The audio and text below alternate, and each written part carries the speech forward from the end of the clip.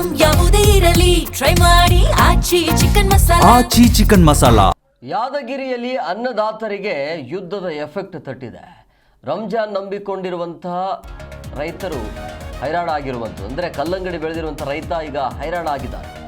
ಗಲ್ಫ್ನಲ್ಲಿ ನಡೀತಾ ಇರುವಂತಹ ಯುದ್ಧದಿಂದಾಗಿ ದಿಢೀರಾಗಿ ಬೆಲೆ ಕುಸಿತ ಆಗಿದೆ. ಯಾದಗಿರಿಯ ಸುರಪುರ ತಾಲೂಕಿನ ಕೊಳ್ಳೂರ ರೈತರ ಕಣ್ಣೀರು ಇದು. ನಿರೀಕ್ಷಿತ ಮಟ್ಟದಲ್ಲಿ ಬೇಡಿಕೆ ಕುಸಿತದಿಂದಾಗಿ ರೈತ ಕಂಗಾಲಾಗಿದ್ದಾರೆ. ರಾಜ್ಯ ಕೇಂದ್ರ ಸರ್ಕಾರ ಅಂದರೆ ರೈತರಿಗೆ ಪರಿಹಾರ ನೀಡುವಂತೆ ರೈತರು ಮನವಿಯನ್ನು ಮಾಡ್ತಾ ಇದ್ದಾರೆ. ನೋಡಿ, ಇಲ್ಲಿ ಈ ಹಾರ್ಮೋನ್ ಜಲಸಂಧಿ ಬಂದ್ ಆಗಿರೋದ್ರಿಂದಾಗಿ ಯುದ್ಧ ನಡೀತಿರೋದ್ರಿಂದಾಗಿ ತಿಂಡಿ ತಿನಿಸುಗಳ ರೇಟ್ ವಿಪರೀತವಾಗಿದೆ.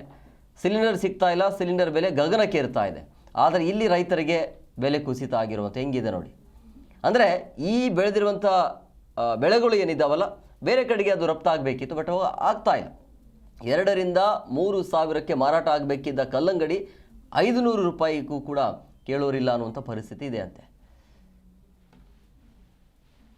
ಸರ್, ಗಲ್ಫ್ ದೇಶಗಳಲ್ಲಿ ಯುದ್ಧ ನಡೆದ ಪರಿಣಾಮವಾಗಿ ನಮ್ಮ ಯಾದಗಿರಿ ಜಿಲ್ಲೆ ರೈತರಿಗೆ ಭಾಳಷ್ಟು ತೊಂದರೆ ಆಗ್ತಿದೆ ಸರ್. ನಮ್ಮ ಕೊಳ್ಳೂರು ಭಾಗದಲ್ಲೇ ಒಂದು 50 ಎಕರೆ ನಾವು ಕಲ್ಲಂಗಡಿ ಮಾಡಿದ್ದೀವಿ ಸರ್.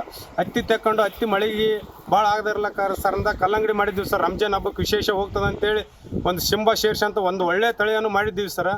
ಆದ್ರೆ ಯುದ್ಧ ನಡೆದಕ್ಕಂಥ ಸಂದರ್ಭಕ್ಕಾಗಿ ನಮ್ಮ ಮಾಲು ಹೋಗ್ತಾ ಇಲ್ಲ ಸರ್. 10 ದಿನದ ಕೆಳಗಡೆನೆ ಒಂದು ಕೆಜಿಗೆ 20 ರೂಪಾಯಿಲಿಂದ 25 ರೂಪಾಯಿ ಇದ್ದಂಥ ಕಲ್ಲಂಗಡಿ ಇವತ್ತಿಲ್ಲಿ 6-7 ರೂಪಾಯಿ ಕೆಜಿ ಬಂದು ನಿಂತಿದೆ ಸರ್. ನಾವು ಎಕರೆಗೆ 1 ಲಕ್ಷ ರೂಪಾಯಿಯನ್ನು ಖರ್ಚು ಮಾಡಿದ್ವಿ. ಆ ಖರ್ಚು ಕೂಡ ಆಗ್ತದಿಲ್ಲ ಅಂತೇಳಿ ನಮ್ಗೆ ರೈತರು ಭಾಳಷ್ಟು ತೊಂದರೆ ಆಗಿದೆ ಸರ್.